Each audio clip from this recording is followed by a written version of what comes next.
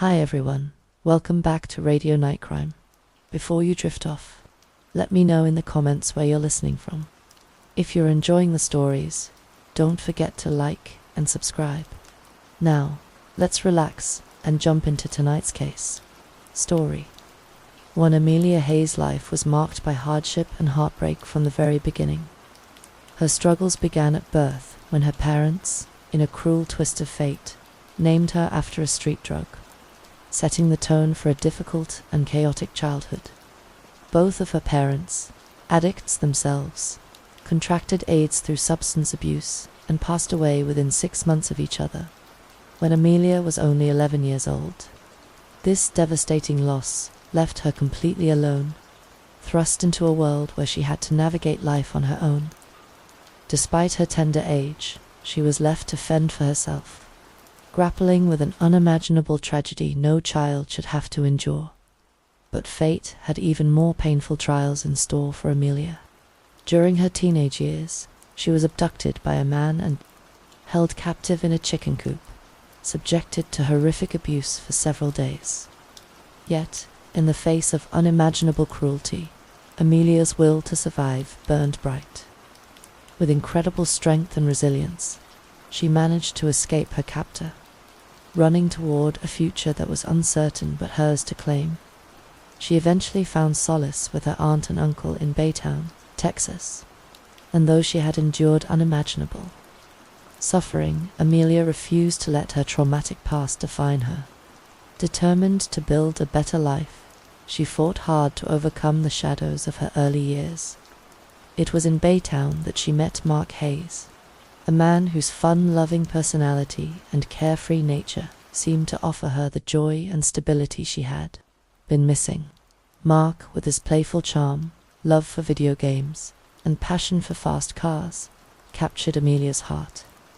His kind and humorous demeanor was exactly what she needed, and her friends couldn't help but notice how much happiness he brought into her life. Amelia, now working as a flight attendant with ExpressJet, found a new sense of adventure and Mark took advantage of her airline perks, traveling across the US together. Soon after, they married and started a family, welcoming 2 children, Leo and Maya, into their world. Amelia's devotion to her children was undeniable.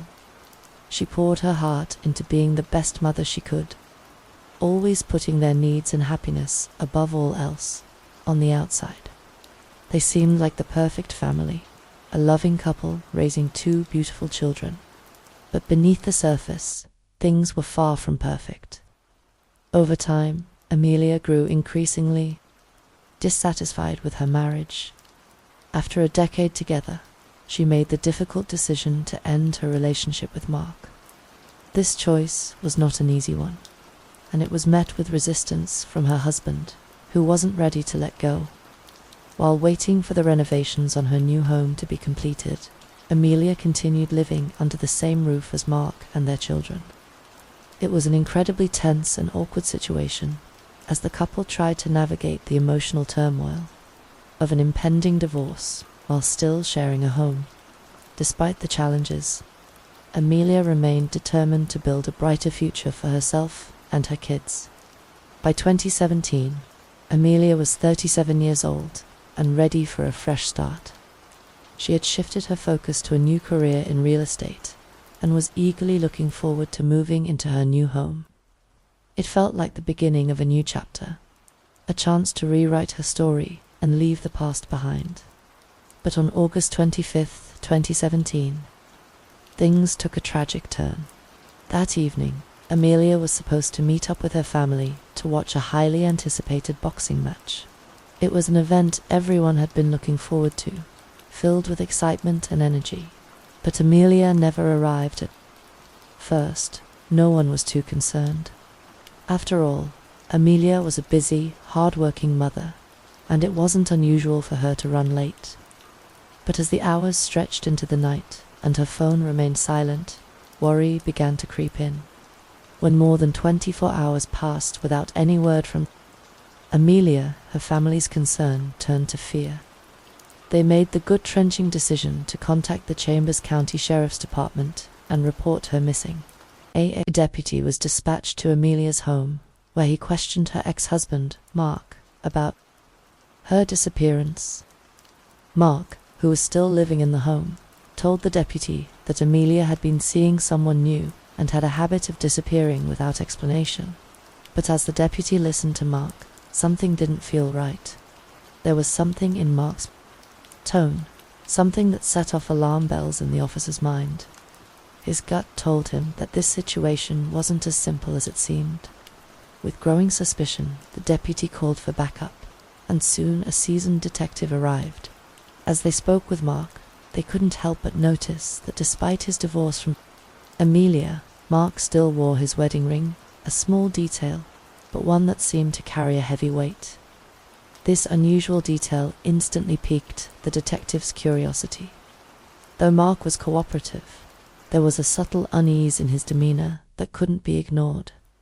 Given the strange circumstances, the detective escalated the case by involving the district attorney. The DA, after reviewing the reports, quickly suspected foul play. The evidence, though circumstantial, was beginning to point toward a possible homicide. One detail that immediately caught her attention was that despite being divorced, Amelia and Mark had still been living under the same roof. This raised a red flag.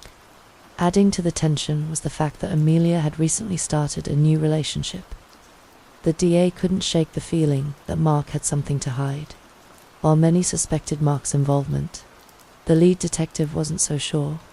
He believed it was equally important to investigate Amelia's new boyfriend, who might provide valuable insight into her sudden disappearance. Amelia's vanishing left the investigators puzzled. They scoured every detail of her last known movements, desperate to piece together what had happened. They soon discovered that on the night of August 24th, 2017, she had gone out with David Chen, a local man who managed a well-known jewelry store.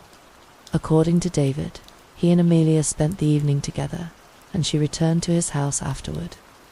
The next morning, while David was in the shower, Amelia left his home. He provided security footage that backed up his claim, showing Amelia leaving his residence at 7:35 a.m. on August 25th, driving away in her black Mercedes coupe. With both Mark and David now considered suspects, the investigation grew more complex. However, detectives knew there were still other potential persons of interest. As they dug deeper, they unearthed surprising details about her marriage. It was revealed that throughout her time with Mark, Amelia had engaged in several extramarital affairs. While this discovery raised suspicions about possible motives for revenge, there was no hard evidence linking these affairs to her disappearance. Then, just as the investigation seemed to be gaining momentum, it hit a devastating roadblock. Hurricane Harvey made landfall in Baytown, unleashing widespread destruction. Half the county was submerged in floodwaters, and the relentless rain brought everything, including the search for Amelia, to a grinding halt. The devastation was so severe that the sheriff's department was forced to divert all available resources to disaster relief efforts. With law enforcement stretched thin, it fell to Amelia's family and friends to continue the search. They worked tirelessly, flooding social media with posts, hoping someone might come forward with information. Their determination paid off when one of Amelia's cousins received a tip. A friend claimed to have seen a Snapchat photo showing Amelia's car parked at a Motel 6 near Interstate 10. The cousin acted immediately, rushing to verify the information. When they saw the photo, they recognized the license plate. It was indeed Amelia's Mercedes. Armed with this confirmation, they contacted the family and notified the police. Unfortunately, the severe flooding made it nearly impossible to reach the motel by conventional means. Undeterred, they used airboats to navigate the flooded roads. Upon arrival at the Motel 6, their worst fears were realized. Amelia's car was abandoned in the parking lot, the keys still in the ignition. It was clear that whoever left the car, they intended for it to be stolen. The Mercedes was quickly towed to a crime lab for processing. But to everyone's disappointment, no evidence was found that could offer clues to Amelia's fate. The case even attracted national attention, with popular investigative shows covering Amelia's story. But despite the exposure, no substantial leads emerged. A week passed with no sign of Amelia. The lead detective, realizing he needed more support, reached out to the Texas Rangers for assistance. The Rangers quickly stepped in, and one of their lead investigators took the reins. The first step was a formal interview with Mark Hayes. Mark claimed that he hadn't seen Amelia since she left, for her date on August 24th. But from the moment the ranger began speaking with him, he sensed something was off. Despite his ex-wife's mysterious disappearance, Mark didn't exhibit the kind of anxiety one would expect. His body language was telling. Still, Amelia's friends and family stood by Mark, insisting that he couldn't possibly be involved. They painted a picture of a loving father devoted to their children, Leo and Maya. They couldn't imagine him harming Amelia, the mother of his kids, but the Texas Ranger wasn't swayed. In an effort to clear Mark from suspicion or uncover the truth, he asked if Mark would be willing to take a lie detector test. Mark, confident in his innocence, agreed without hesitation, but when the results came in, they were nothing short of shocking. With this, detectives became more certain that Peter was the killer.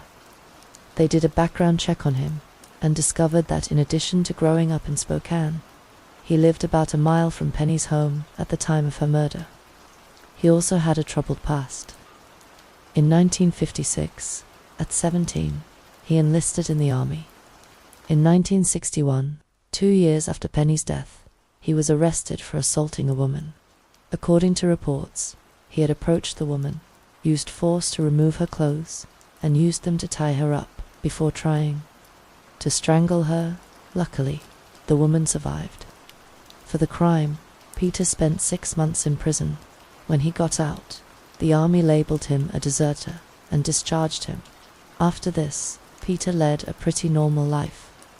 He worked as a door-to-door salesman and in a lumber yard. However, at the young age of 31, he ended up taking his own life. Apart from this, detectives also uncovered a possible connection between Peter and Penny. Ross's stepsister was a campfire girl at the time and had taken on the role of Penny's big sister in the program. Detectives believed this was how Peter might have known Penny. When detectives uncovered all this, they decided to take one final step. With Sarah's permission and a search warrant, they traveled to the cemetery where Peter was buried and exhumed his corpse. A DNA sample was taken from his remains and sent to the lab. The result was what detectives expected. Peter was Penny's killer. "We got extremely lucky in that we got DNA from 1959, said former Spokane police detective Brian Hammond, who worked tirelessly on the case. They had no concept of that at the time, and that's obviously what cracks the case. Otherwise, I don't believe it would have ever been solved. Some of Penny's surviving relatives were contacted. It's not closure, but at least there's some form of satisfaction knowing that the person that did it is at least named," said Joanne, a cousin of Penny, aged 77. "He may be in a grave, but he's named." Penny's relatives, however, remained saddened that her grandparents and parents never got to know who killed her. "They never saw him pay or die for it," Joanne said. "They went to their grave not knowing, and that was hard."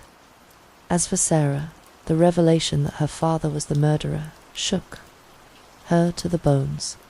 "It's just really sad to find out that someone, not even just your dad, but someone in your family could do something like that," she said. "Peter passed away when she was only 9, and she grew up believing he had done it out of depression. And now I think, no, he was evil," she said. "He got to die with people thinking he was an upstanding man, and he wasn't." Sarah also rendered a public apology for her father's crime. "I'm very, very sorry for what my dad did, that he took her life horribly," she said. "I hope that it gives peace, knowing that even though it's not really justice because he doesn't get any punishment, his name has this on it now, and they can know it's solved. Through the act of one man, a family was plunged into misery and remained in the dark for more than 60 years. However, the determination and perseverance of several generations of detectives helped to reveal his identity and bring the bereaved family much-needed closure. The rain falls and the night deepens. Thank you for being here with me at Radio Night. Crime, true crime stories remind us of life's mysteries and the need to stay aware, even in the stillness of the night. If you enjoyed tonight's story, don't forget to like, share, and subscribe. Let the sound of the rain lull you to sleep, and until next time, stay safe, stay curious, and let the night keep you company. Liam, Chloe's boyfriend, played on the same basketball team as Nathan and felt sorry for him. Out of kindness, Liam started inviting Nathan to friendly gatherings and even introduced him to Chloe. Decision that would have disastrous consequences. Chloe, who was polite and empathetic, treated Nathan kindly. Her friendly demeanor, however, led Nathan to develop an intense crush on her, which soon turned into an unhealthy obsession. Nathan began to believe that Chloe harbored secret feelings for him but couldn't express them because of her relationship with Liam. Although Chloe never encouraged his advances, he misinterpreted her kindness. Over time, his infatuation morphed into a delusional fantasy. Nathan became consumed by these thoughts, mistaking her politeness for love, while no one around him noticed the depth of his obsession. Once the police were certain that Nathan was responsible, they knew they had to act quickly. Fearing he could pose a danger, they decided to lure him to the police station under a benign pretext. When Nathan arrived, he was immediately placed in handcuffs, but surprisingly showed no emotion. During his first interrogation, he denied all accusations. He tried to explain away the evidence, claiming he had left his fingerprints during his previous visit.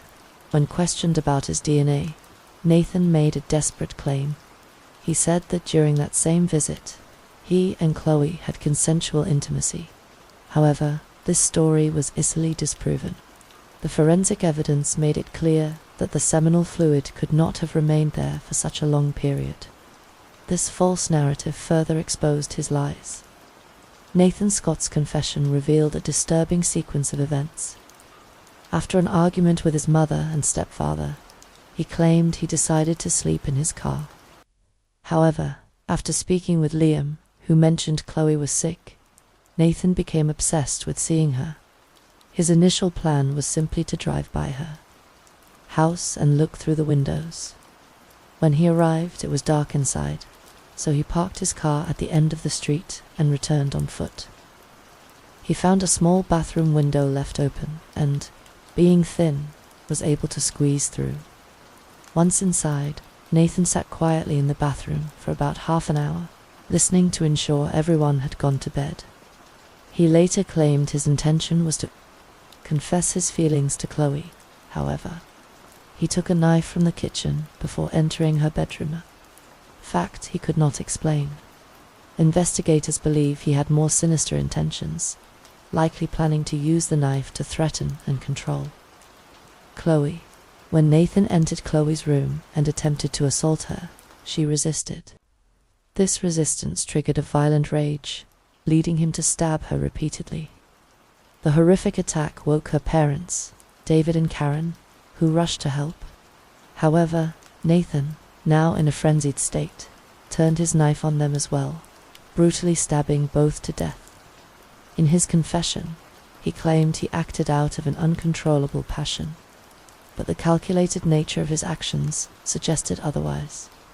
As the investigation progressed, more damning evidence surfaced. A pair of blood-stained shoes was found discarded, and the blood on them matched that of all three victims. The shoe prints matched the bloody footprints at the crime scene, and inside the shoes were traces of Nathan's sweat. Despite Nathan's attempts to cooperate, promising to show them where he had disposed of the knives, The murder weapons were never recovered. The trial of Nathan Scott concluded with a sentence that echoed the severity of his crimes. In the fall of 2011, nearly a year after the brutal murders, Nathan stood trial. Throughout the proceedings, he remained emotionless, often changing his testimony and showing no remorse.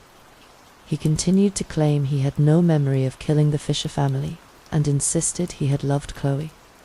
One detail that stood out was that after the massacre, Nathan had taken Chloe's pendant and chain, which were later found during a search. This act underscored his obsession. Despite his claim that the tragedy could have been avoided if Chloe had invited him to the party, it was clear that his feelings of rejection and obsession had driven him to commit the horrific act. He ultimately pleaded guilty, hoping for a lighter sentence. In the end, on April 19, 2012, Nathan Scott was sentenced to life imprisonment with the possibility of parole after 35 years. Had he not pleaded guilty, he would have had to serve at least 45 years. Chloe's brother, Michael, who lost his entire family, expressed that while he believed the punishment was just, no court sentence could ever heal the pain. In memory of his parents and sister, he had their names tattooed on his body. Despite the grief and tragedy, Michael has since found a way to rebuild his life. He is now married and raising his son, honoring the memory of his family while moving forward with his own. Story 6. The Spokane Police Department announced it has identified the man who killed 9-year-old Penny Foster in 1959. It was possibly the most well-known cold case in the city and the entire state. On the afternoon of March 6, 1959, 9-year-old Foster left her home in west central Spokane to sell campfire mints in her neighborhood. As hours passed with no sign of her return, her family grew increasingly worried. Then, after 2 weeks of intense searching, a devastating discovery was made. Her lifeless body was found deep in the heart of the dense woods, far from her home. Despite extensive efforts by detectives, the mystery surrounding her death remained unsolved for decades. However, over 60 years later, the truth emerged. So, what happened to Penny? Did she become lost in the woods and fall victim to a wild animal? Or was her fate even more tragic? Now, we explore one of the oldest cold cases ever solved, the story of Penny Foster. But before we begin, if you haven't already subscribed to our channel, please consider hitting the subscribe button and the notification bell to stay updated. Now, let's delve into this mystery. Today, we're heading to Spokane, a city nestled in the state of Washington, USA, known for its vibrant cultural scene and stunning natural landscapes. Born in 1952, Helen and Frank Foster, Penny was their only child, cherished deeply. Despite her parents' marriage ending in divorce, Penny remained under her mother's care. Helen, a schoolteacher, ensured she provided for Penny to the best of her ability. Penny was well liked, known for her cheerful demeanor. By 1959, at the age of 9, she attended Holmes Elementary School as a 4th grader. Like many girls her age, Penny was a member of the Bluebirds, a youth organization affiliated with the Campfire Girls, which aimed to offer girls opportunities for learning, recreation, and a connection to nature. Penny actively participated, approaching each activity with enthusiasm. She was growing up to be a bright and happy girl. However, no one anticipated the tragic event that would soon disrupt her life. On March 6, 1959, after coming back from school, Penny headed home. It was a Friday, and she anticipated spending time with friends the next day. However, she had another task. The Bluebirds were fundraising, and members needed to sell chocolates. Penny had 7 boxes of campfire mints to sell. She sought permission from her mother Helen, who granted it with a reminder not to stay out too long. Although Penny always followed this rule, Helen made sure to emphasize it. If she had known that day would be different, she would have stopped her daughter from leaving. Penny quickly snacked on a cookie and played briefly with the family dog before taking the boxes and leaving the house. It was around 4 p.m. Several girls around Penny's age were going door to door, and Penny joined them. What happened afterward remains unknown, but Penny never made it back home. By about 5:30 p.m., Helen started feeling uneasy. It was unusual for Penny to be out so late. Each passing minute felt like an eternity. Anxiety surged by 6 p.m., and Helen was convinced that something was amiss. She quickly informed Penny's grandfather. Other relatives, friends, and neighbors were also alerted. By 6:30 p.m., a small group had mobilized to search for her. They began by asking people in the neighborhood if they had seen her, and some confirmed spotting her earlier. However, no one knew her current whereabouts at around 7 p.m. Penny's grandfather and their friends narrowly avoided being hit by a fast-moving car. The scary incident left them shaken, but they quickly refocused on finding Penny. As the sky grew darker, they continued searching. Eventually, the authorities were notified, leading police officers and sheriff's deputies to join the search. That same day, a group of searchers found several boxes of campfire mints scattered across a drive. Many believed these boxes to be the ones Penny had been selling. Although they found 6 boxes, one was still missing. Despite their thorough search, there was no sign of Penny. Helen found it hard to sleep as she worried. She prayed silently for her daughter's return, but the uncertainty was too much to bear.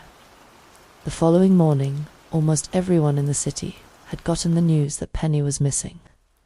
Well-meaning individuals trooped out in large numbers to begin the search. Officers rode on horseback and in vehicles. The Air Force also assisted by providing a helicopter. The aircraft was boarded by 4 trained personnel and 1 pilot. While flying over the Spokane River, the pilot failed to see a high-tension wire until the last moment and ended up flying into it. The effect was immediate. The helicopter spiraled out of control and crashed, instantly killing 3 of the 5 men on board. Everyone who had joined in the search was saddened by the tragic event, but it did little to discourage them. Their children attended local schools, where both performed well. Michael, their eldest, took up guitar and became interested in music, while Chloe excelled in painting, danced, and played basketball. She was known for being kind-hearted and dreamed of becoming a lawyer. Michael planned to pursue a career in programming. The Fisher family was close-knit and happy. By the summer of 2010, 23-year-old Michael had moved out to live with his girlfriend just a few blocks away.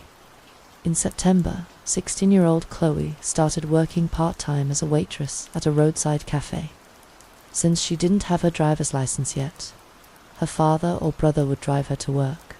The crime scene was so horrifying that even seasoned detectives from Adelaide were shocked.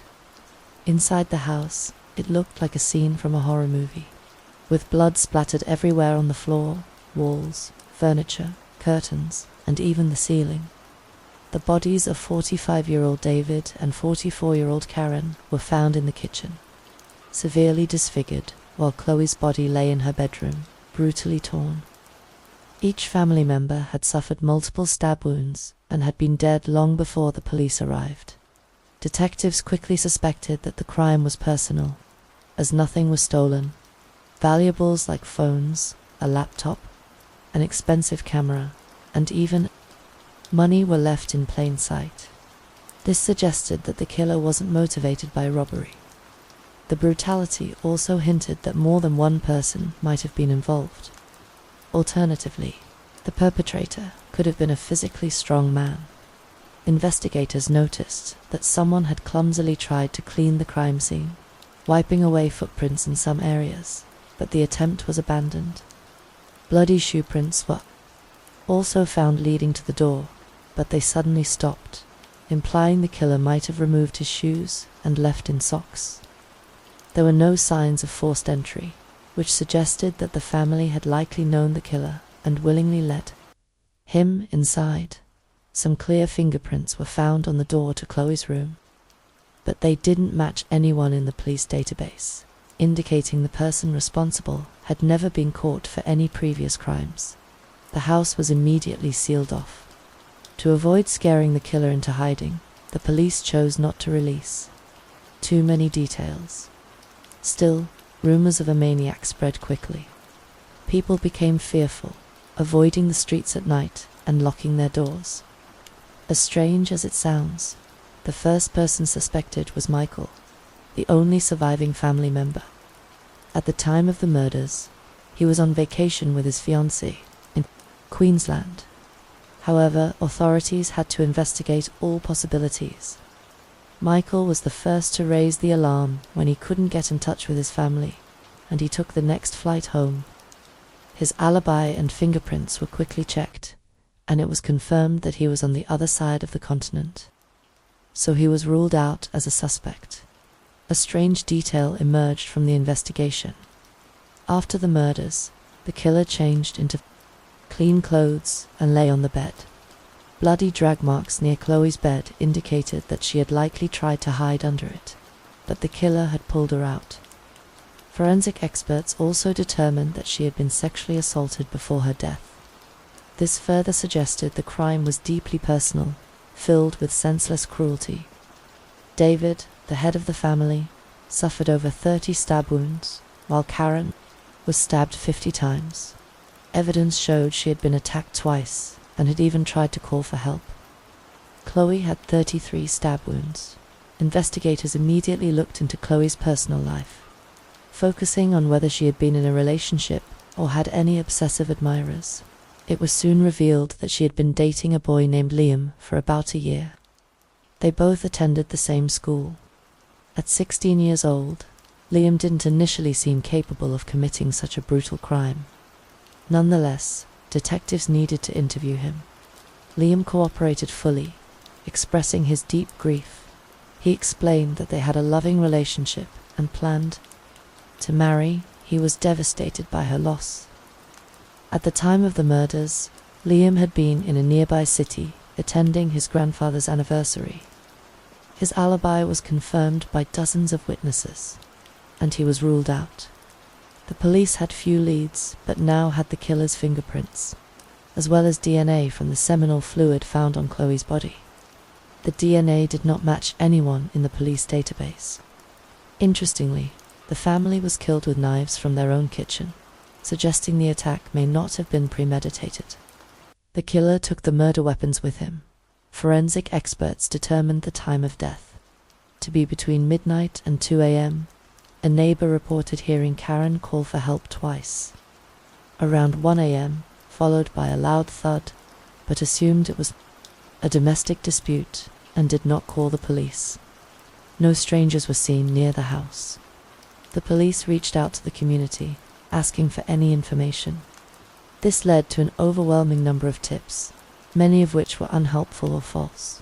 2 days before the murders, detectives discovered Chloe's expensive camera. Since Chloe was an avid photographer, they hoped it might contain useful images. Indeed, they found many pictures, and the most recent ones drew their attention.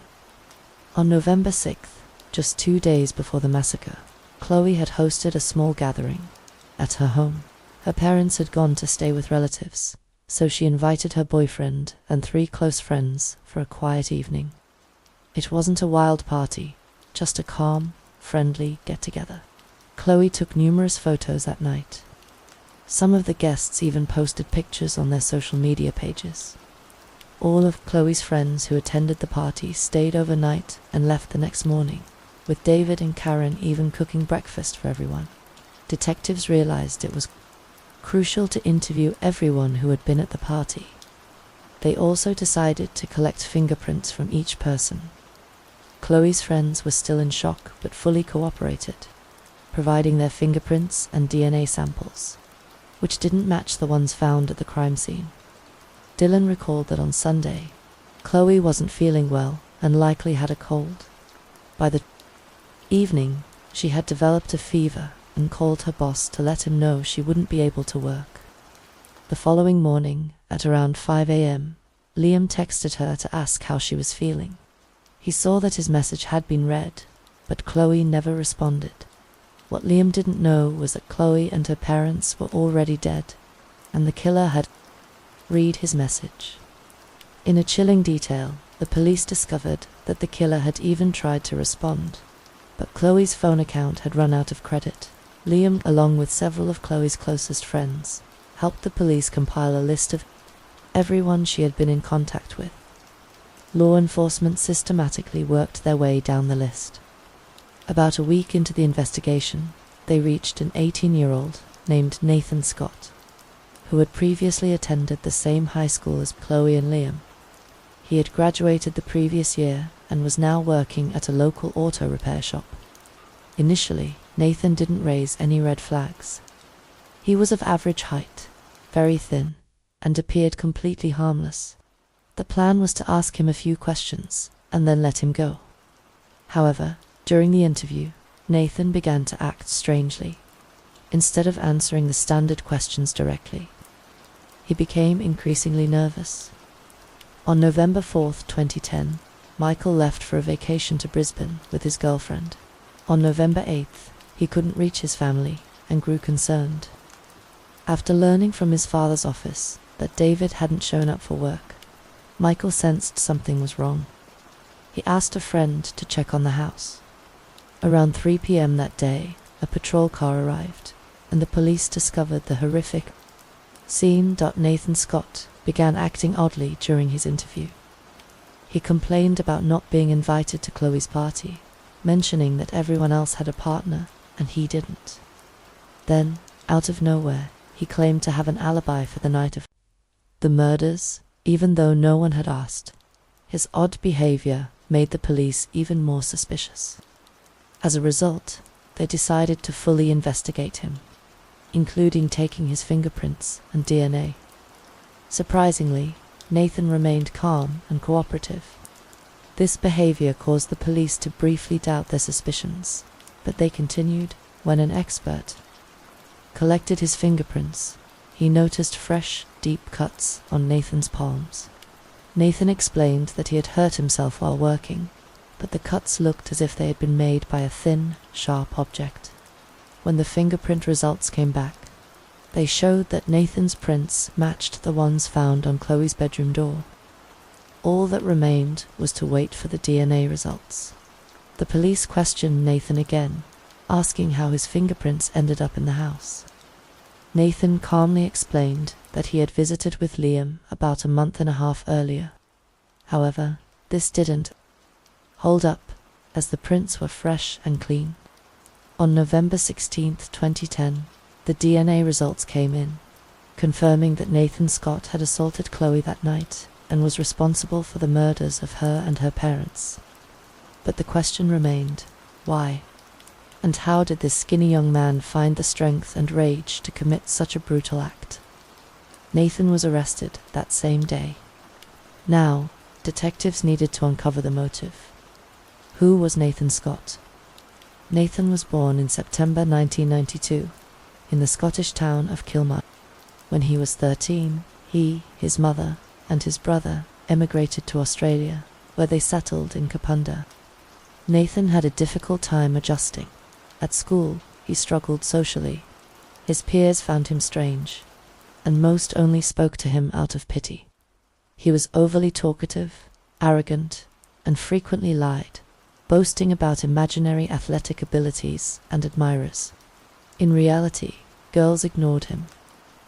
Soon after, she approached the bar and ordered 3 drinks, 2 cocktails and 1 Vietnamese iced coffee, paying in advance. When the server brought the drinks, Sophia ensured they were placed behind the shopping bags. After the server left, Sophia shifted her seat. Although the camera footage was blurry, her hand movements were noticeable. It appeared she was adding something to the coffee.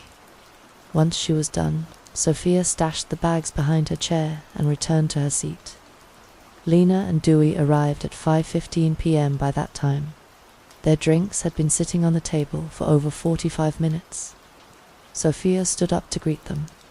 Lena's body language indicated discomfort around Sophia as they sat down. Lena between Sophia and Dewey. Sophia quickly urged Lena to try the coffee. Unaware of what was to come, Lena took a sip. Almost immediately, she knew something was wrong. She waved her hands frantically, telling Dewey that the coffee tasted terrible. Though she barely touched the drink, that single sip was enough to seal Lena's fate. Less than a minute later, Lena's head snapped back in what would be her final movement. She began to vomit, foam at the mouth, and convulse before collapsing to the ground. All within minutes, chaos ensued.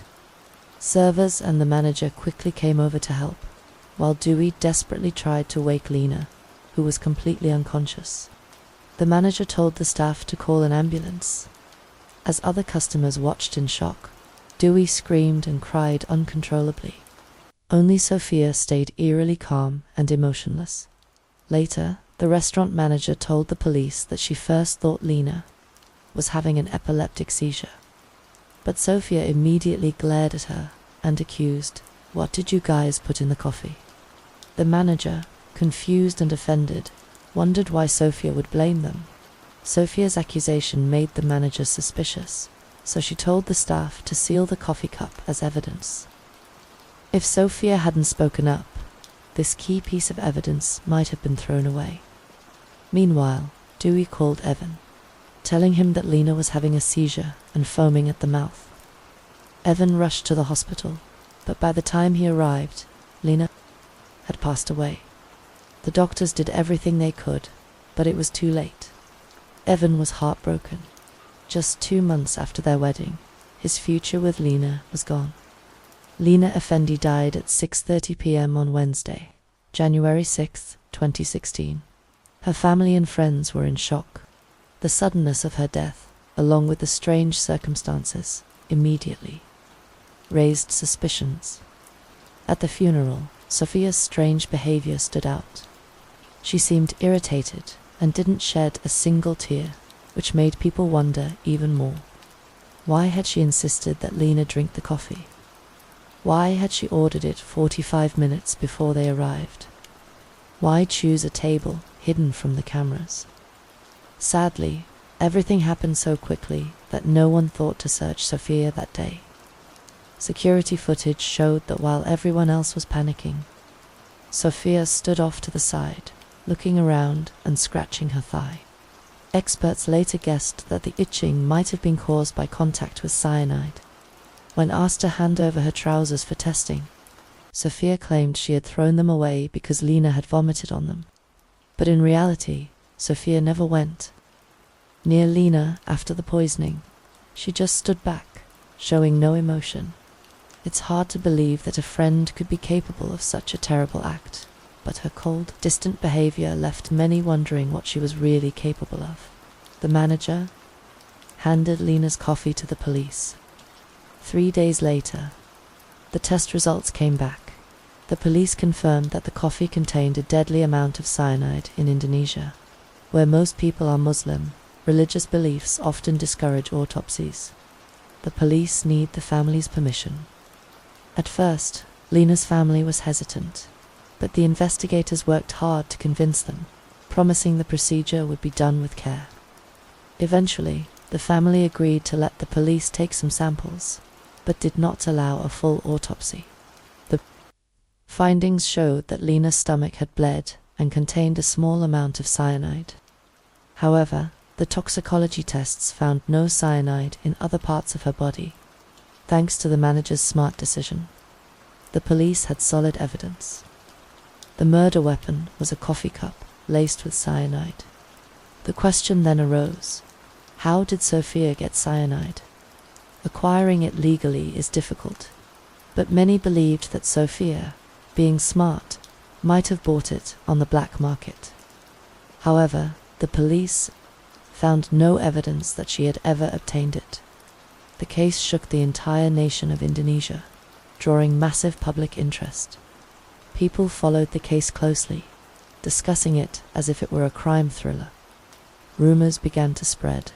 After security camera footage circulated on social media, most people suspected Sophia.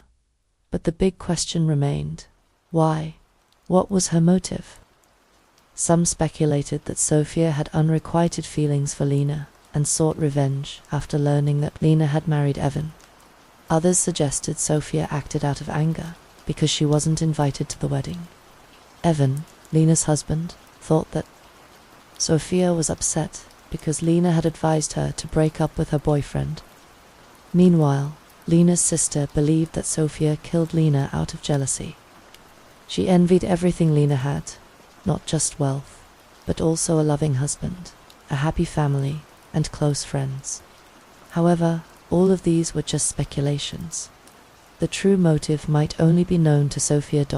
Indonesian police contacted Australian authorities to access Sophia's criminal record. Since Australia has laws against the death penalty, the police agreed to share the files on the condition that Sophia would not face capital punishment if found guilty. The Indonesian authorities agreed. It turned out that Sophia's record in Australia was far from clean.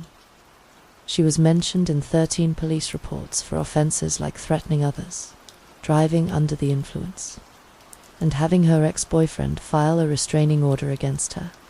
On June 15, 2016, 6 months after Lena's death, the trial of the century began at the Central Jakarta court.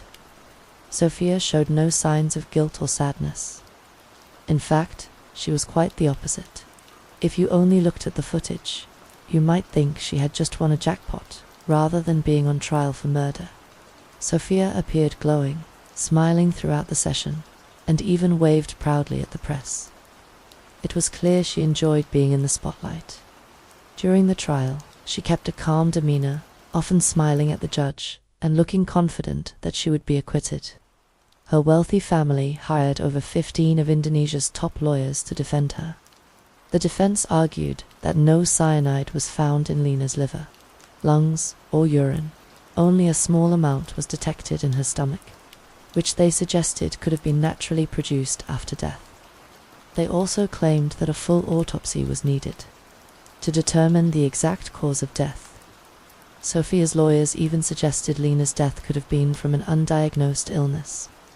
The police, however, never proved that Sophia possessed cyanide. On October 5, 2016, the packed courtroom and the entire nation held their breath as the final verdict was read. Sophia was ultimately found guilty and sentenced to 20 years in prison. The courtroom erupted in applause and sighs of relief. Due to the agreement with Australian authorities, Sophia avoided the death penalty by firing squad. For many Indonesians watching the lives of the ultra-wealthy, this case highlighted that even the rich face their own troubles and unhappiness. Afterward, Vietnamese iced coffee became a popular drink in cafes across the city, though it carried a dark association that no one really wanted to talk about. Story 5. We're diving into a chilling case about someone who caused a bloodbath in a peaceful town. When a crime happens in a small, quiet place where everyone knows each other, it quickly becomes the talk of the town.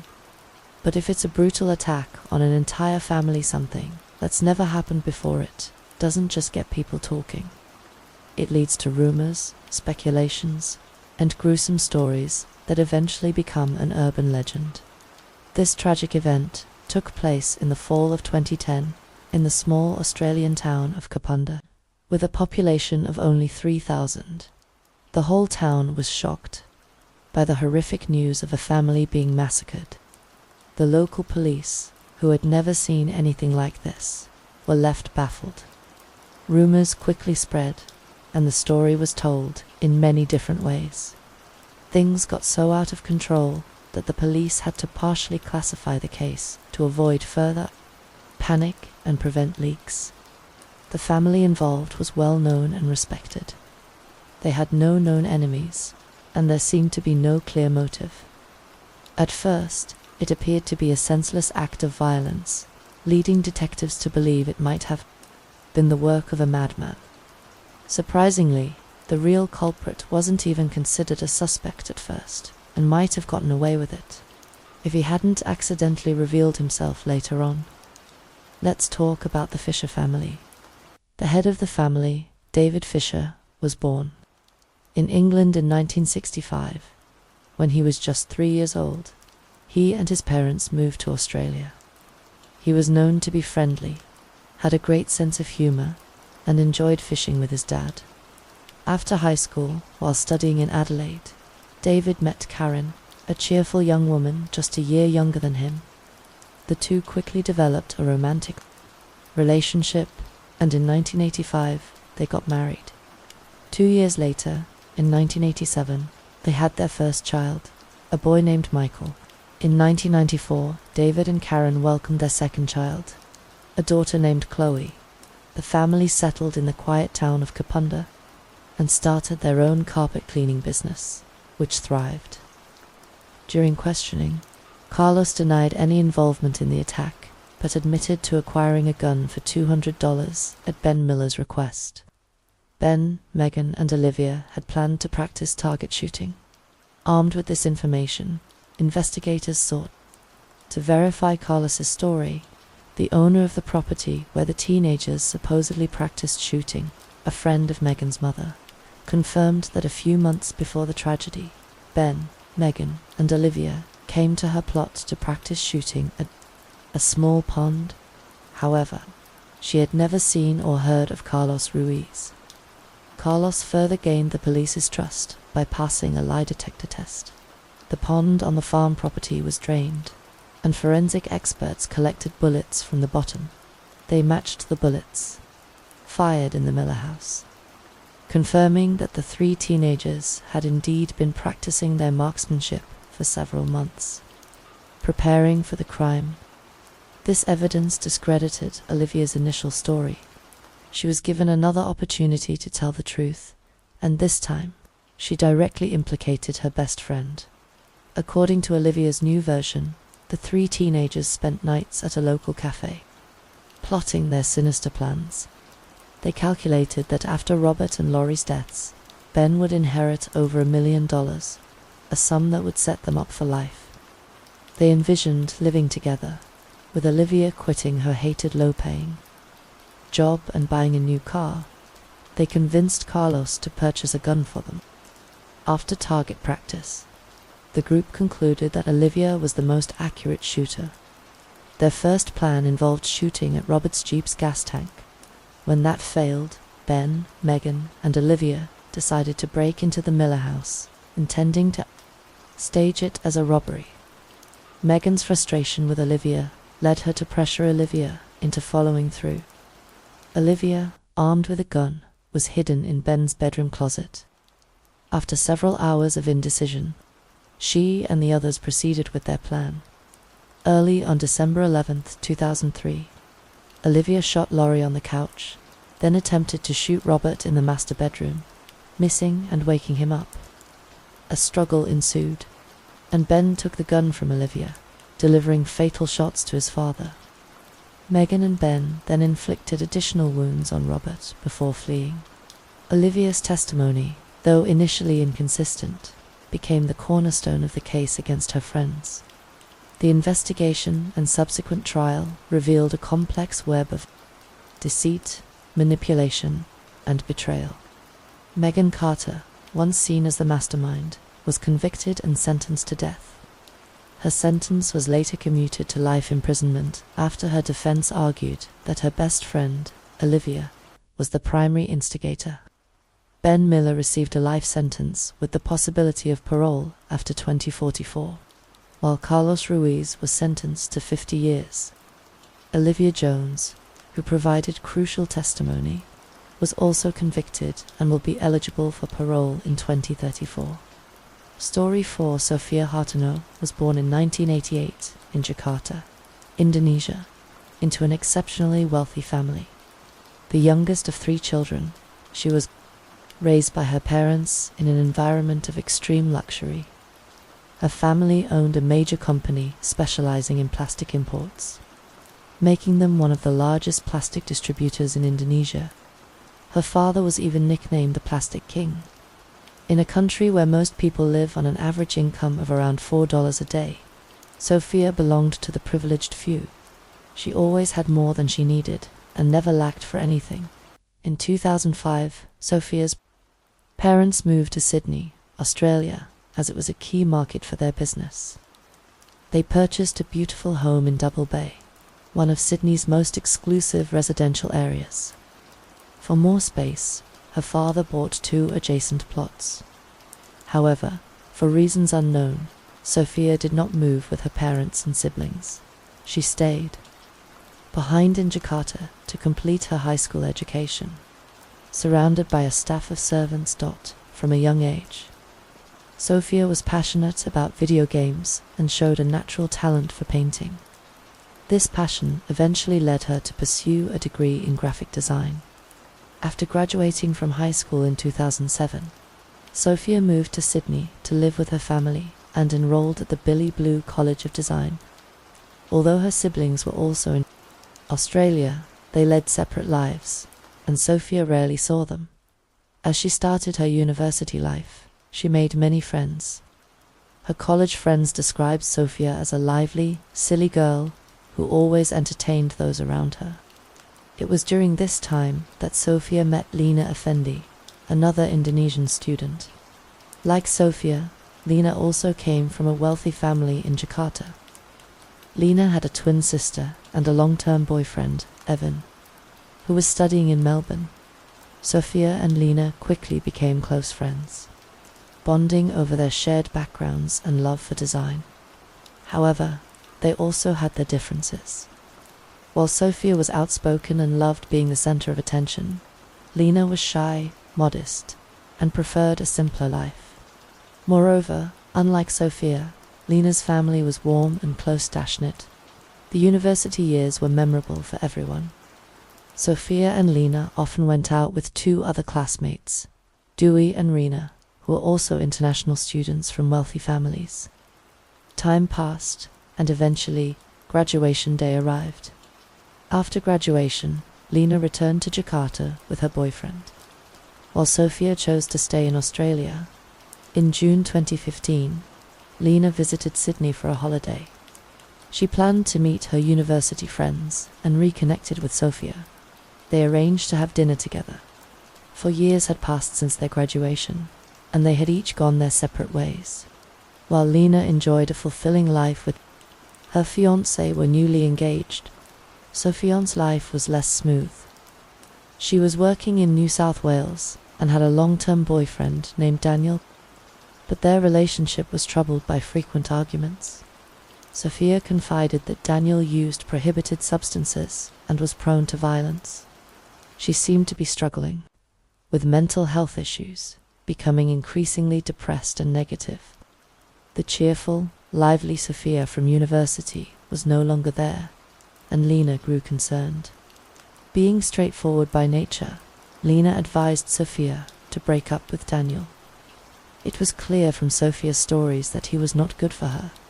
However, Lina could never have anticipated Sophia's reaction. Sophia became silent, offering no response. When Lina finished speaking, Sophia abruptly stood up and left the restaurant without saying goodbye. That day, Lina learned a valuable lesson. Never advise someone on whether to marry or divorce. The friendship, already strained, now seemed beyond repair. Lina told Evan that she would only meet Sophia if other friends were present. In November 2015, just 5 months after the awkward encounter, Lina and Evan celebrated their fairy tale wedding in Bali. Notably, Sophia was not among the guests. Lina, admired for her beauty, intelligence, and wealth, seemed to have it all. Meanwhile, across the ocean, Sophia's life was unraveling. In August 2015, she crashed her Audi A3 into a nursing home at 2 a.m. while intoxicated. The car plowed through a brick wall, stopping just inches from the elderly residents. Thankfully, no one was injured. This wasn't the first time Sophia had found herself in an ambulance. Over the course of the year, she had been hospitalized 5 times, struggling with a deep desire to end her life. Police and emergency services were frequent visitors to her home. By November, her boyfriend Daniel had reached his limit. He sought a restraining order to keep Sophia away. Exhausted by her relentless harassment, thousands of threatening messages, including promises to kill them both if he left her, Sophia also harassed his friends and family. Her life continued to spiral as she drowned herself in alcohol and engaged in increasingly reckless behavior, which eventually cost her her job. Furious and feeling like she had nothing left, Sophia began to lash out. She sent threatening messages to her former manager. With her life in Sydney in ruins, no job, no relationship, no stability, Sophia decided to return to Jakarta. To those around her, it seemed like she wanted a fresh start, but her decision was driven by something far darker. In early December 2015, Sophia created a WhatsApp group with Dewey and Lena, two of her old university friends. Although Lena was still upset and hadn't spoken to Sophia since their last encounter, Sophia's persistent pleas and Dewey's involvement led Lena to reluctantly agree to meet. Sophia eagerly messaged the group, saying she would take care of the reservations and treat them to drinks. She even asked what everyone wanted to order. Lena mentioned she liked Vietnamese iced coffee, but said she would order it herself. They planned to meet at 5 p.m. on Wednesday, January 6, 2016, at Oliver Coffee, a luxurious cafe in a major shopping center. On the day of the meeting, Sophia arrived at 3:30 p.m., a full 90 minutes early. She spent some time wandering around, carefully observing the placement of the cafe's cameras. Eventually, she chose table number 54, a secluded spot by the wall, out of direct view. By 4:15 p.m., Sophia returned with 3 shopping bags from the body shop, mentioning she had bought 3 bars of soap as gifts. Placing the bags on the table, Sophia subtly adjusted them to block the camera's view. At 12:17 a.m., paramedics arrived and confirmed that Robert and Laurie were dead. The house was immediately sealed off, and an investigation began. The autopsy revealed that Laurie had died from a gunshot wound and had also been stabbed 7 times, likely after she had already passed away. It's believed she was attacked while she was dozing on the couch. Detectives discovered 2 bloody palm prints that might have been left by the perpetrator, as well as a bullet, 2 pieces of a blue plastic hair clip, and another piece of plastic on the floor nearby. Robert Miller met the same tragic end as his wife, but possibly not as quickly. Bullet holes in the headboard of the bed in the master bedroom suggested that the attack on Robert began there before moving to the hallway. There was no blood in the bedroom, leading investigators to believe that Robert woke up from the gunshots and either fled the room or confronted the intruder. It appeared that Robert wasn't willing to go down without a fight, as evidenced by a tuft of hair found in his left hand, indicating a struggle. This hair became crucial evidence. Robert was also shot and suffered approximately 11 knife wounds to his back. The detectives carefully combed through every room, examining all carpets and furniture for clues. The hair found in Robert's hand and the broken hair clip were sent for DNA analysis. The spacious home was thoroughly checked for fingerprints, and investigators searched each room for signs of robbery. Initially, they considered the possibility that the family had interrupted a burglary. However, the excessive number of stab wounds suggested otherwise. This theory was further dismissed when nearly $15,000 in cash was discovered in the master bedroom. A thief would have easily found and taken this money, but since it remained untouched, robbery was ruled out as a motive. It was later confirmed that no valuables were missing from the house, and there were no signs of forced entry. Neighbors and friends were horrified by the shocking news. They couldn't fathom who would commit such a heinous act against Robert and Laurie, who were beloved. In the community, the couple often hosted guests and were known for their kindness. The sudden brutal crime in this quiet neighborhood especially just before the holidays, left everyone feeling anxious and fearful. Robert and Lori Miller appeared to have an ideal life. Robert thrived as an accountant, enjoyed gardening, and taking his son to baseball games. Lori was a dedicated homemaker who cared deeply for their children. However, what occurred behind closed doors turned out to be far more troubling. According to some sources, there was always tension inside the Miller house, particularly concerning their two children, Emily and Ben. As a teenager, Emily was kicked out of the house for misbehavior, leading her to become pregnant at 19 and enter into an unhealthy relationship. Emily often argued with her younger brother, Ben. The two siblings never felt much affection for each other. According to Emily's ex-boyfriend, the Miller family was always wary of outsiders, suspecting that people were only pretending to be close to them to gain something. Reports suggested that Robert and Lori's marriage was unstable, although they tried to maintain appearances. The Millers had an agreement with their children. If they enrolled in college and stayed in school, they would receive financial support. This arrangement didn't work out with Emily, but Ben convinced his parents that he was committed. As a result, they gifted him a new white Mustang, paid for his insurance, and provided money for other expenses. Ben continued living at home without contributing to the household budget. Everything seemed fine, except that he didn't keep up his end of the bargain. Like his sister, Ben dropped out of college. When his parents eventually discovered this, they stopped supporting him financially. However, they didn't kick him out. Despite the ongoing tension, Ben, now 19, chose to spend most of his free time with friends at the local pancake house. It was there that his friend introduced him to his sister, 19-year-old Megan Carter. Emily Miller was informed of her parents' deaths at 4 a.m., soon after their bodies were discovered. However, the police couldn't locate the younger son, Ben.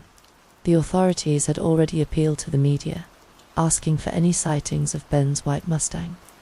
While forensic experts continued their work at the crime scene, a white Mustang arrived. Ben and his girlfriend, Megan Carter, stepped out. They had been staying at Megan's place for several days and learned about the tragic events while watching the news. The police immediately asked Ben and Megan to follow a service vehicle to the station for questioning. Ben's interview lasted about 45 minutes. He revealed that he hadn't been home or communicated with his parents for several days. The police noted fresh scratches on Ben's hand, adding to their interest.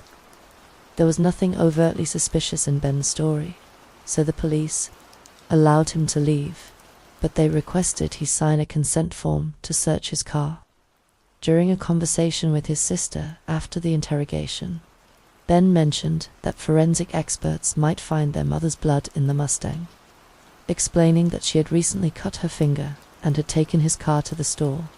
Megan Carter's statement at the police station matched Ben's perfectly. She confirmed they had been together for the past 2 days and had been inseparable since they began dating. They often spent entire nights in a 24-hour cafe, playing a Japanese collectible card game. This shared interest deeply bonded them, and they had started thinking seriously about marriage. Megan's mother supported their relationship. However, Robert and Lori Miller were openly disappointed with Ben's choice of partner. They had hoped for a different kind of girl for their son. The Carters lived in a working-class area, a stark contrast to the Millers' upscale neighborhood. Megan's best friend, Olivia Jones, sometimes benefited from Megan's generosity. When Olivia had disputes with her own mother, she was warmly welcomed into the Carter home. The 3 teenagers, Ben, Megan, and Olivia, were together on the night of the deaths. Megan's ex-boyfriend confirmed their alibi, stating that they were at his house the entire time. Emily Miller informed the police that her daughter's father might be involved. They had been arguing about custody, and Emily had recently threatened to call Child Protective Services on him. A day after this threat, and about a month before the tragedy, another suspicious incident occurred. In early November, while returning home, the family's Jeep suddenly jolted. Robert found a bullet hole in the rear of the vehicle. Frightened, Laurie made 2 phone calls. Oddly, her first call was to her son, Ben, not the police. She believed a white Mustang had been following them, assuming it was Ben's car. Her second call was to the police. Emily recalled suspecting her ex at the time, but now questioned why her mother had called Ben first. It turned out that both Emily and Ben stood to inherit a $1 million insurance policy from their father. Additionally, the family home was valued at about $1,650,000, and there was around $100,000 in cash.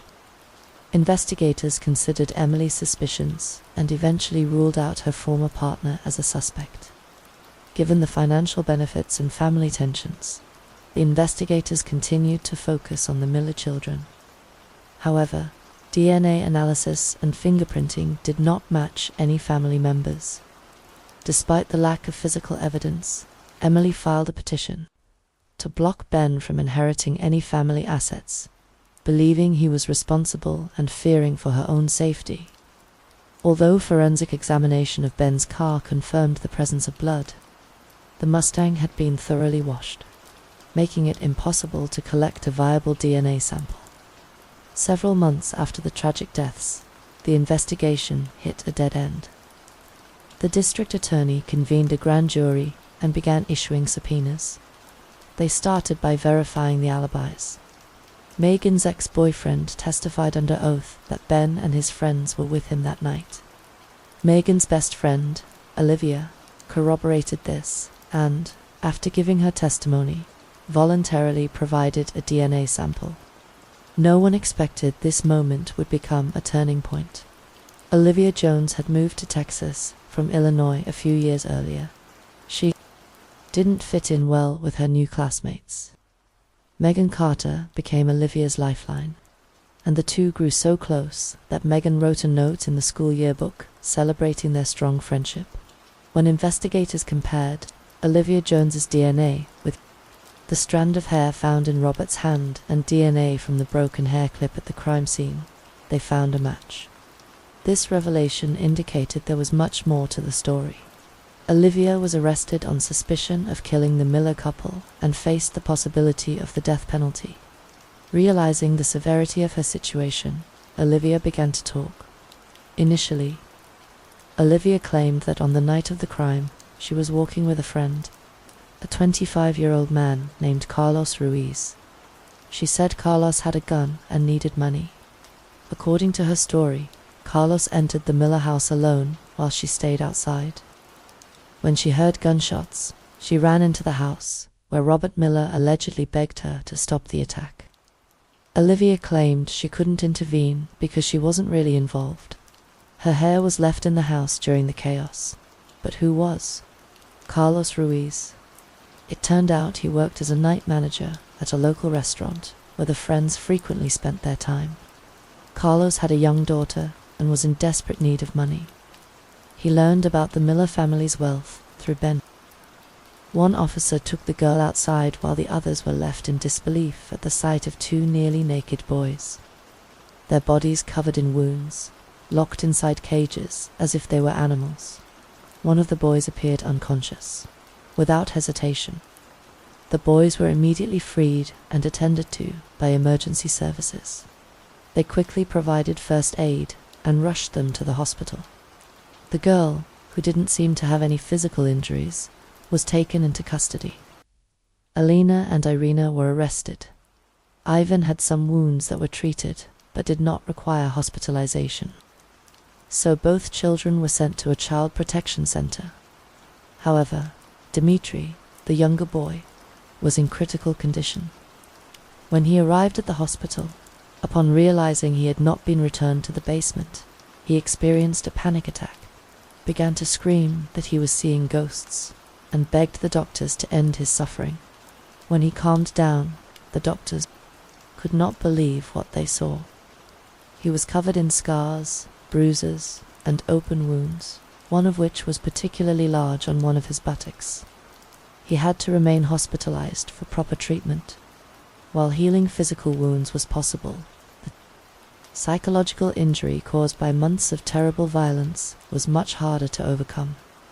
In the meantime, research began to reveal the truth about what happened behind closed doors. At the same time, the young girl who was placed in the care center refused to work with professionals, showing aggression and sadness, but she also began to make mistakes that pointed to the truth. During an initial assessment, she was given paper and crayon to draw. Instead of a children's drawing, she produced complex geometric shapes and advanced mathematical calculations that went beyond what could be expected from a 13-year-old dot. Unfortunately, Anya's studies were never completed. A few days after being placed in the center, she escaped through a window without a trace.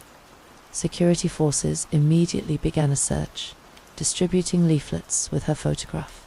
To their surprise, they soon received tips from various sources who recognized her in the picture and claimed that she was a 33-year-old woman named Vera. It seemed she received help from a known couple who provided her with their son's documents in order to leave the country. She initially went to Denmark and from there to Oslo. Norway. Vera again changed her appearance, shaved her head, and posed as a 13-year-old boy named Adam. She turned to the authorities and claimed she was on the run from a malicious father. Several sources say that Adam was taken in by a family and entered a school, where he was soon considered a gifted student.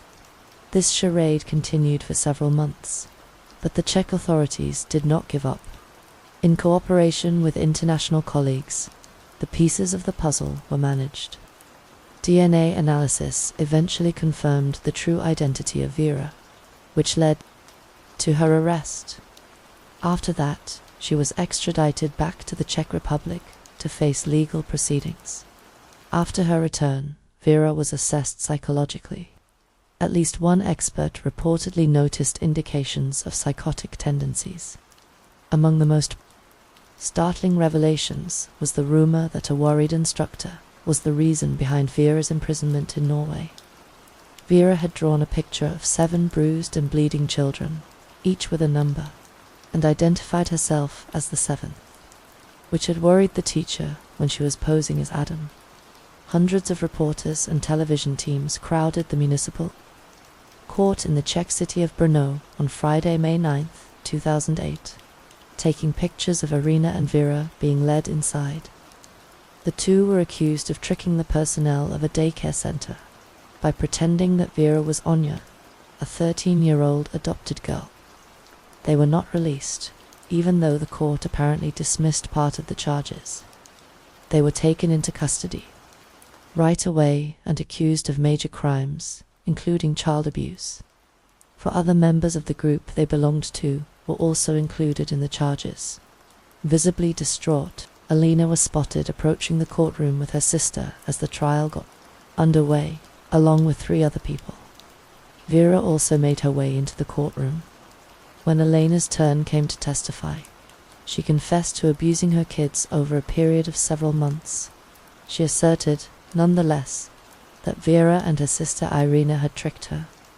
Elena claimed they had put her into a delusional condition, engulfing her in the Grail movement to the extent she was unable to recognize the seriousness of what she was doing.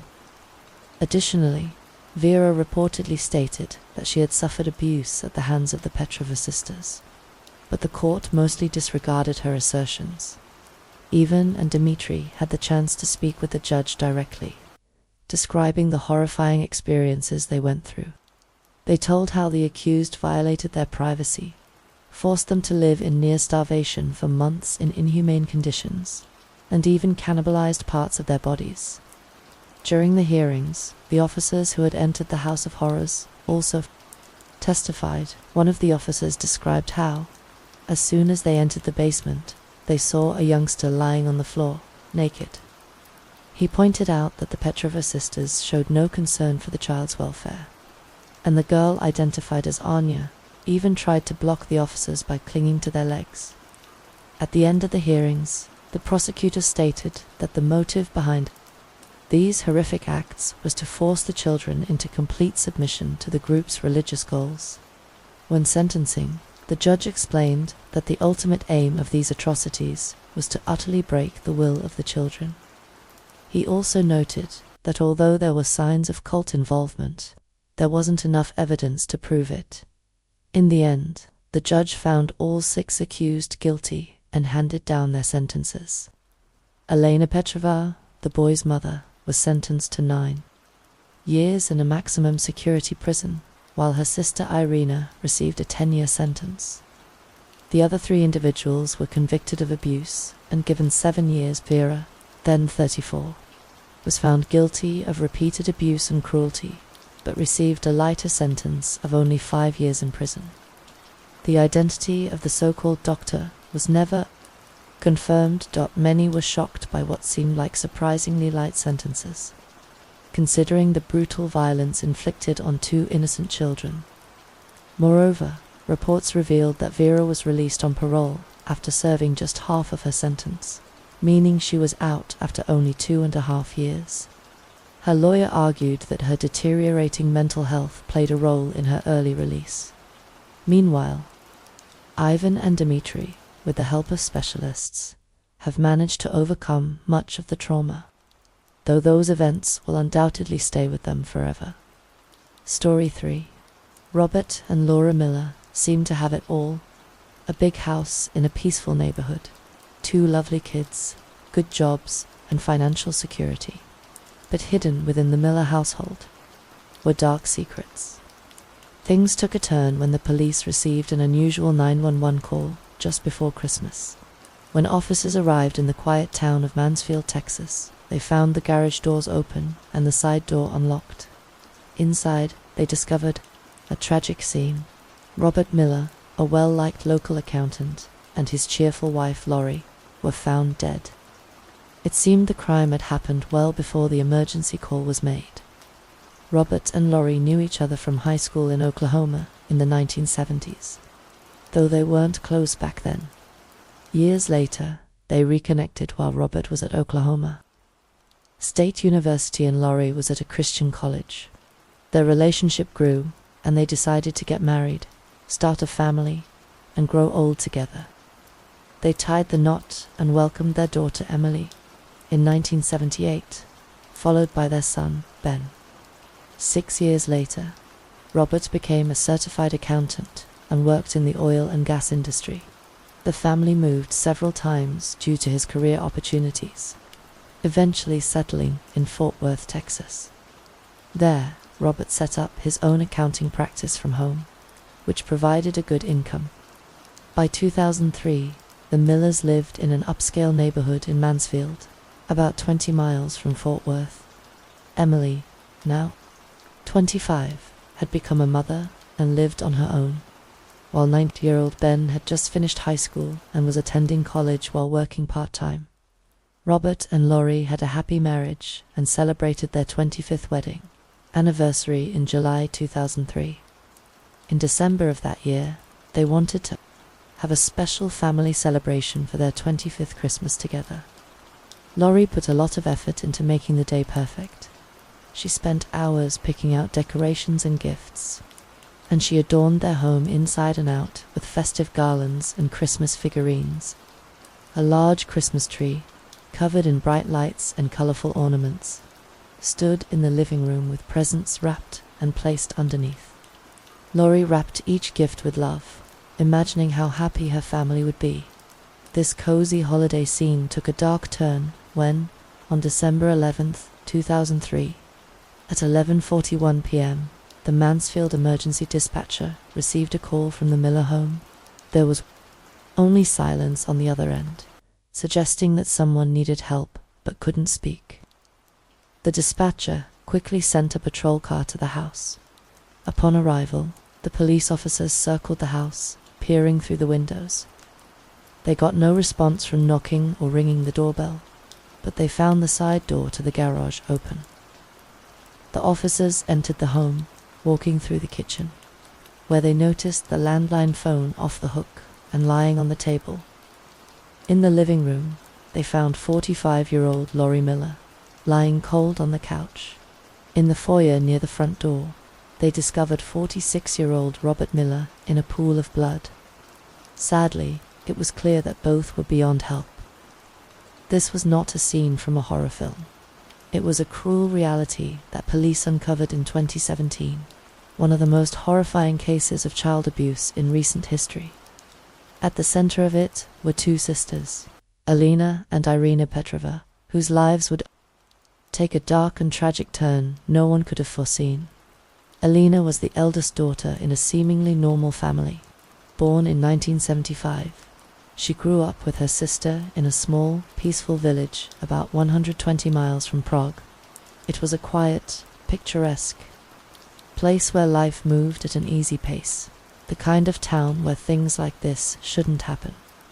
Little is known about the Petrova sisters' early years, but one thing was clear: something wasn't right with Alina. From a young age, she was a pretty child with blonde hair and bright blue eyes, but beneath her innocent appearance, her mind was beginning to unravel. Early signs of schizophrenia started to surface. Schizophrenia is a brutal disorder, twisting a person's perception of reality, causing them to see and believe things that aren't there. For Alina, these delusions took on a religious form, filling her head with strange fantasies of divine purpose. No official diagnosis was ever made, but those around Alina noticed the change. Over time, her younger sister, Irina, like many siblings, began to mimic her. Unfortunately, what she copied was not just her sister's behavior, but her increasingly unstable mental state. Together, they fell deeper into their shared world of religious delusions. They convinced themselves that they were chosen for some higher purpose, feeding off each other's fantasies until their grip on reality was barely there. Despite her growing madness, Alina managed to live a seemingly ordinary life. She finished school, went to university to study pedagogy, and even found love with a man who accepted her flaws. They married, and for a brief time, it seemed like things were looking up. When their first child, Ivan, was born, it was a moment of hope, a sign that Alina might escape the darkness in her mind. But the darkness was never far behind, and soon it would consume everything. Nearly 2 years after the birth of her first child, Alina was pregnant again and soon welcomed her second son, Dmitri. But while the family grew, so did the cracks in her relationship with her husband. As time passed, Elena's erratic behavior, her mood swings, and even bouts of aggression became too much for him to handle. Eventually, it all reached a breaking point, and he left, abandoning Alina with their 2 young boys. Despite the heartbreak, Alina did her best to keep life moving forward for her children. She was dedicated to their studies, encouraging their involvement in activities. Outwardly, she was still fulfilling her role as a mother, but inside, the loneliness and resentment weighed heavily on her, dragging her deeper into depression. In her isolation, Alina turned to the one person she trusted, her younger sister, Irina, hoping that her sister's presence might ease her emotional burden. Alina invited Irina to move in with her and the boys. It was during this time that a new figure entered their lives, a girl named Anya, who claimed to be just 12 years old.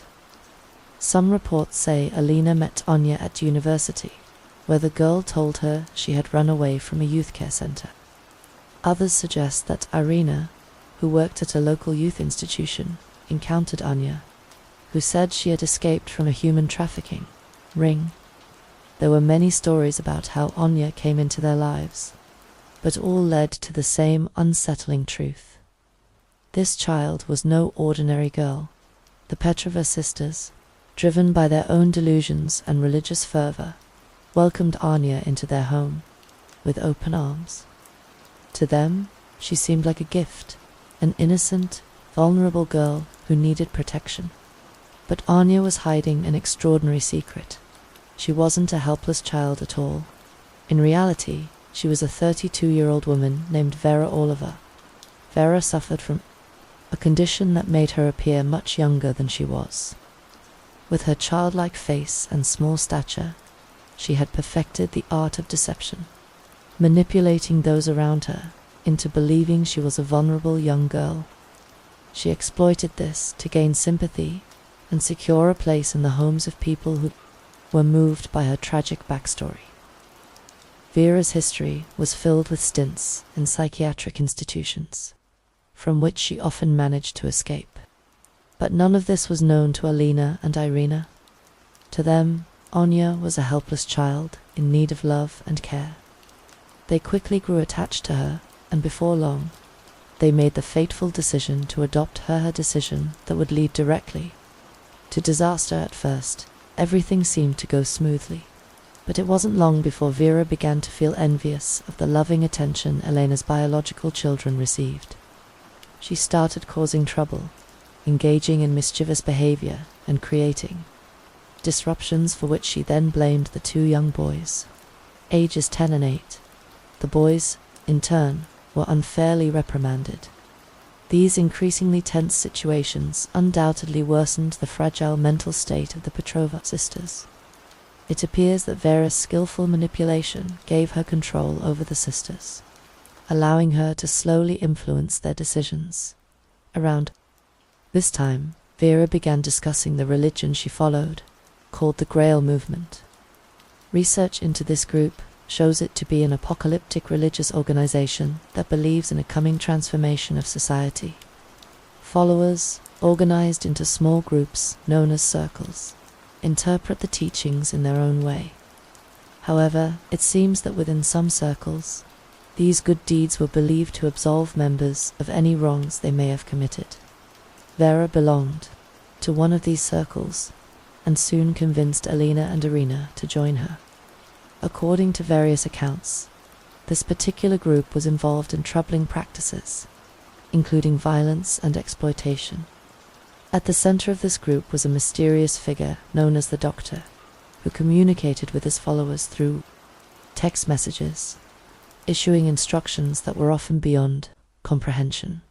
One of the first deeply concerning actions was when Elena withdrew her son, Dmitri, from school, claiming he had become deaf and mute and that she would be homeschooling him. This marked the beginning of a descent into something far darker. From that moment on, any wrongdoings, whether genuine or made up by Vera, led to Ivan and Dmitri experiencing severe punishments. They were hit with disproportionate force, locked in small, dark rooms at night, exploiting her control. Vera suggested locking the disobedient children permanently in a cage constructed by a local blacksmith. Once completed, this iron cage was installed in the house's basement, where the children were confined. Over several months, Elena's sons endured a nightmare filled with cruelty. Following the doctor's orders received via text messages, they faced torture, including being pinched repeatedly, tied up, whipped, and deprived of food for days. Trapped in the cage, they were unable to escape, forced to use makeshift toilets and sleep on the dirty ground. Every week, pretending to clean up the odor, the women would drench the children and the basement with cold water. However, their suffering did not end there. At one point, the boys were taken to cabins hidden deep in the forest and locked in smaller cages. During this period, more members of the Grail movement assembled and subjected the boys to a week of brutal abuse. They were submerged in buckets of water, suffocated with plastic bags, beaten, and forced to dig what they believed were graves. Cigarettes were burned into their flesh. They were often bound, their mouths sealed with tape, and subjected to sexual abuse. Upon their return to the basement, the circumstances took a turn for the worse. Vera came up with a strategy to overfeed the boys while they were confined. One day, the three women went down to the basement, and Alina asked her younger son to stretch his leg through the bars of the cage. The frightened child complied. As soon as his leg was within reach, Irina and Vera seized it while Alina swiftly made a cut dividing the flesh among them, which led to hysterical laughter. This nightmare persisted for roughly 6 months. During this time, Vera came up with another plan to monitor the children. They bought baby monitoring cameras and installed one in the basement. Little did they know, this clever plan would ultimately lead to their downfall. In a way that seemed almost miraculous, on May 10, 2007, a neighbor was installing a baby monitor in his house. After setting up the camera, he turned it on to ensure it was functioning properly. To his shock, instead of seeing his baby's crib, the screen displayed a dark area where a small child, with his arms tied behind him, was struggling to eat food from the floor with his mouth. At another moment, the screen showed an adult woman's hand holding something while the child desperately tried to consume it. The image was so disturbing that the neighbor immediately called the police. Moments later, officers arrived at his home and were met with the horrifying images. The advanced range of their equipment made it clear that the source of this terror was very close. Determined to put an end to the nightmare, the officers began to knock on the doors of nearby homes. The initial few residents had no issue allowing the police access until they reached the house where the Petrova sisters lived. Initially, the sisters were hesitant to let the police in, but eventually relented. During the inspection, the police discovered a small door hidden under the staircase. To their shock, what they found was beyond what anyone could imagine. Stepping inside, they were overwhelmed by a terrible stench. The first sight was of a terrified girl clutching a teddy bear, running directly towards the officers, screaming in fear that she and her brothers had been abused. But when the results came in, they were nothing short of shocking. Mark failed the polygraph miserably, raising even more questions. To complicate matters further, David Chen, Amelia's boyfriend, also failed his polygraph test, leaving investigators grappling with a new level of uncertainty. With both men now under suspicion, the district attorney began to wonder if there was a possible conspiracy at play. Everyone involved was now certain of one thing: foul play was at hand, and it was increasingly likely that Amelia was no longer alive. But one crucial question remained: where was her body? The harsh reality was that if Amelia's remains had been dumped into one of Baytown's many bayous, they could have been washed out to the Gulf of Mexico, making recovery nearly impossible. Despite this grim possibility, her family needed answers. A massive search was organized on September 9th. Nearly 100 volunteers, along with a search team, combed through the area on ATVs and airboats, using a grid system to ensure no stone was left unturned. Yet, despite their best efforts, no trace of Amelia was found as the search dragged on. The Texas Rangers remained resolute. They were determined to find not only Amelia, but also the truth. The investigation shifted when the ranger leading the case focused on the Motel 6. He knew there had to be CCTV footage from nearby businesses. After hours spent combing through countless recordings, he finally hit a breakthrough. Footage from a nearby camera showed a man parking Amelia's Mercedes in the Motel 6 lot at 6:37 a.m. on August 26th. The figure wasn't immediately recognizable, but as the ranger watched the video closely, something clicked. The man exited Amelia's car and casually walked away. The ranger's suspicions grew when, just hours later, a blue Mustang GTA rare model, matching Mark Hayes' car was caught on camera pulling into a gas station next to the motel. The footage showed Mark walking toward the Motel 6 parking lot, glancing in the direction of Amelia's abandoned car. The ranger speculated that Mark had returned to check if anyone had stolen the vehicle. But a new question emerged. If Mark had been responsible, how did he get home? The distance was considerable, and it seemed unlikely he would have walked. Determined to solve this puzzle, the ranger reviewed more footage. His efforts paid off when he spotted a man riding a bike in the rain along the Interstate 10 service. Road at 7:05 a.m., just 25 minutes after Amelia's car had been left. The bike had distinctive mag wheels, and it reminded the ranger of something he had seen in the Hayes garage. His suspicions deepened when Mark mentioned during an interview that he had been shopping at Walmart that morning. Intrigued, the ranger pulled the CCTV footage from the Walmart, located just across the street from the motel. The footage revealed a chilling detail. A man resembling Mark entered Walmart that same morning, wearing a hooded sweatshirt and paying cash for a bike with mag wheels. It was just minutes after Amelia's car had been abandoned.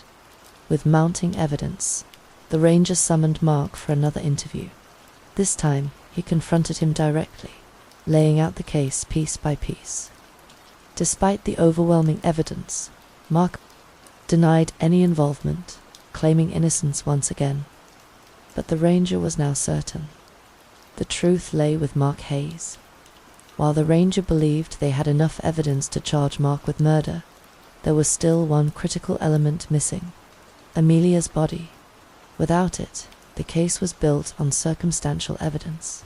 The district attorney was adamant that finding Amelia's remains was essential to securing a conviction and giving her family the closure they so desperately needed. The stakes grew higher when Mark's behavior became more erratic. Several people had come forward, telling the rangers that after Amelia filed for divorce, Mark had made dark, disturbing comments about murder and taking his own life. Fearing for the safety of their children, Leo and Maya, the DA took swift action. The children were removed from Mark's custody and placed under protective care. Desperate to find Amelia, the district attorney made a bold move. She offered Mark a deal. If he led them to Amelia's body, she would consider allowing him to see his children again. Mark, however, had his own proposal. He asked if he could return home for the night and promised to tell them everything the next morning, even offering to take them directly to the body. It was a risky move, one that left the investigators torn. On one hand, it offered a glimmer of hope. On the other, they worried Mark might use the opportunity to flee or harm himself. Despite the risks, they agreed. Mark returned home that night, under the watchful eyes of law enforcement. The following morning, September 9th, the DA and the Texas Rangers arrived, hoping he would keep his word. Mark answered the door, his demeanor calm but tense. During his interview, he opened up in a way he hadn't before. Mark began by explaining that he had known about Amelia's numerous affairs throughout their marriage. According to Mark, when he confronted her, she dismissed his concerns, bluntly confessing that she had sought intimacy outside their relationship because she felt he wasn't dominant enough for her. As the interview progressed, the ranger and the DA decided to take a more empathetic approach. Eventually, Mark broke. The confession came slowly at first, but once he started speaking, the story of that fateful day spilled out. According to Mark, it all started with an argument. During the heated exchange, Amelia told him she no longer loved him, a revelation that crushed him. Enraged and overwhelmed, Mark admitted that in a moment of impulse, he suffocated her. He insisted, however, that it wasn't premeditated and that he had never intended to harm her, claiming it was a tragic accident. But Mark didn't stop there. After Amelia's death, panic set in. He wrapped her body in trash bags and placed it in the trunk of her Mercedes. In the dark of night, Mark drove to a remote location and disposed of her body by tossing it into a ravine. With the confession finally out, Mark agreed to lead the authorities to the site. But he had one condition: the death penalty had to be taken off the table, knowing that without his cooperation, they might never recover the body. The district attorney reluctantly agreed. The search took them to a narrow, isolated road called Needle Point, bordered by thick woods. With Mark's guidance, they combed the area, and eventually they came upon Amelia's remains. The scene was nothing short of horrifying. Mark was arrested and charged with Amelia's murder. But the legal battle was far from over. His defense team announced their intention to argue for the sudden passion defense, a Texas law that could potentially reduce the murder charge. They planned to argue that Amelia's harsh words had triggered a moment of uncontrollable rage.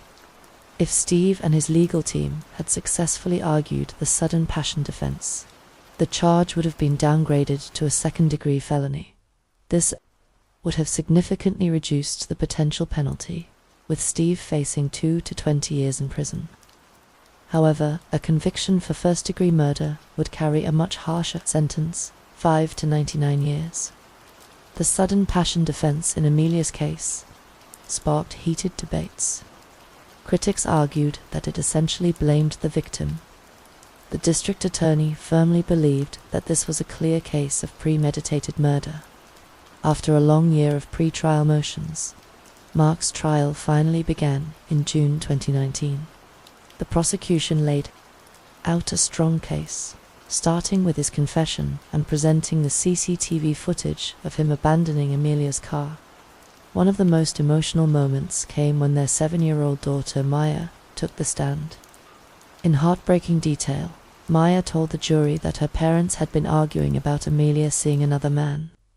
She described how, during the fight, she saw her father place his hands over her mother's nose and mouth, suffocating her. Maya remembered watching her mother struggle for breath until she went still. Afterward, Mark told Maya to stay in her room and to never speak about what she had seen. The defense, however, pushed back, claiming that Maya's testimony had been influenced by relatives. In a risky move, Mark himself took the stand, offering a tearful and revised version of events. He contradicted his original confession, claiming that in a misguided attempt to calm Amelia down, he had placed her in a bear hug and that she unexpectedly went limp in his arms, suggesting her death was an accident. The district attorney was stunned. The idea that he had hugged Amelia to death seemed implausible and left the courtroom in shock. As the case was handed over to the jury, the DA grew anxious. However, just an hour after reviewing the confession video, the jury returned with a verdict. They found Mark Hayes guilty of murder, delivering long-awaited justice for Amelia. The guilty verdict brought a sense of closure to her family and friends. During the sentencing phase, the defense team attempted to argue once again for sudden passion, but the jury rejected this argument. In the end, Mark Hayes was sentenced to 50 years in prison, ensuring that he would pay for the life he had taken and the pain he had caused. Amelia's family could finally begin to heal, knowing that justice had been served.